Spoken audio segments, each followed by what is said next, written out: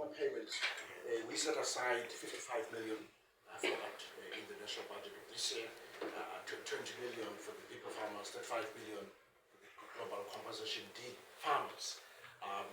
So that those resources are in place.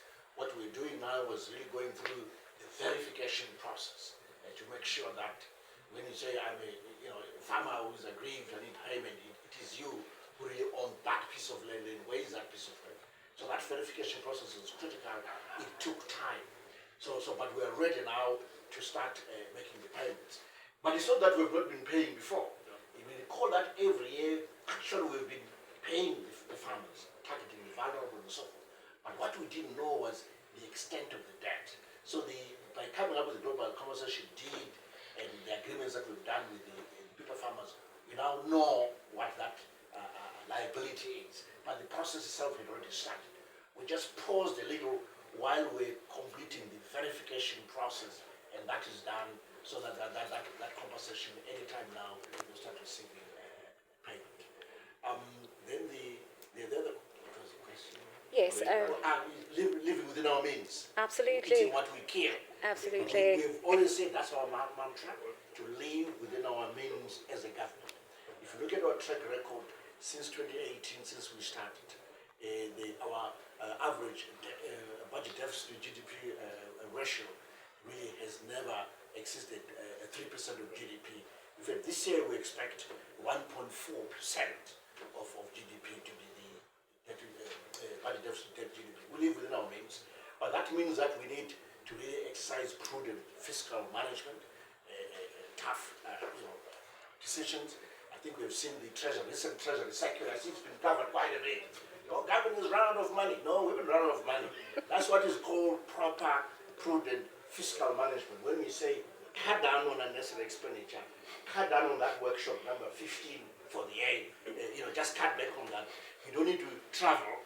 We only have a month to Christmas. Where are you going? That's what we're doing. So really that's how we do things. So budget deficit will be 1.5% of GDP. So that's how we live within our means. Then on the resource mobilization front, we've done quite a bit in terms of domestic resource mobilization. The 2% tax is still there. Thank you very much. And then we introduced other taxes, the same taxes, sugar content tax, cigarette taxes, and so forth. I'm just nuancing around the normal taxes or PAYE, VAT, customs, the duty. Those are sources of revenue, and we track that very careful. But we want to keep enhancing that revenue base while managing our fiscal side. So we're doing the right things to stay within our means, and we always run a quasi cash budget system. It has served us well. You might think that maybe we've been too tight. I don't think so. Recall that the average rate of growth in the last 3 years, excluding this year, has been 6.8%. It's the fastest rise rate for any country in Southern Africa. So even under tight fiscal circumstances, we've done rather well. So it has served us well by providing the certainty that is needed. This year we were at 2%, next year we're back at 6%. For the whole NDS 1 period, 2021 to 2025, we should achieve an average growth rate of 5.5%. That's very good. It's dead on target. It's dead on target. Then the last one is, why don't we just get on and get restructuring? Is that what I understood? I actually asked, why not restructure the external debt? I mean, is it that difficult? It's been done before in other countries, Zambia, Kenya. I think let me leave that to Dr. Adisha. I can answer all the questions. I think the last question was for me. Yeah. Remind me. Exactly. The benefits are enormous. Then we can access more concessionary funding through the fiscus, through government.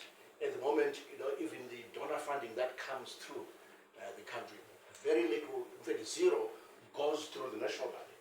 It goes outside the national budget, managed by UNOPS, this agency, that agency, UNDP, and so forth. Because that's what happens when you're in arrears. No one wants you to manage money directly. It goes through. Then we have to work very hard to see if those resources are actually supporting the preferred or the priority development areas. So we have to work hard. And if it came through the budget and it's concessionary, it's affordable, we'll know exactly how to use those resources. So the benefit in terms of access to additional resources, resources to support budgetary needs are obvious. But also, it also primes the minds of private sector players as well. When they hear arrears in a country, they say, it means lower credit rating. Should we be investing there? So it also affects investment behavior. So once you deal with arrears, even the private players are more encouraged. They have more resources flowing into our private sector, creating jobs, growing the economy. There's no reason why the Zimbabwe economy cannot grow consistently at 7% per annum, just like its peers, who will remain unmentioned, but we know them. But so we should be able to achieve that. Thank you. Yeah, thank you very much.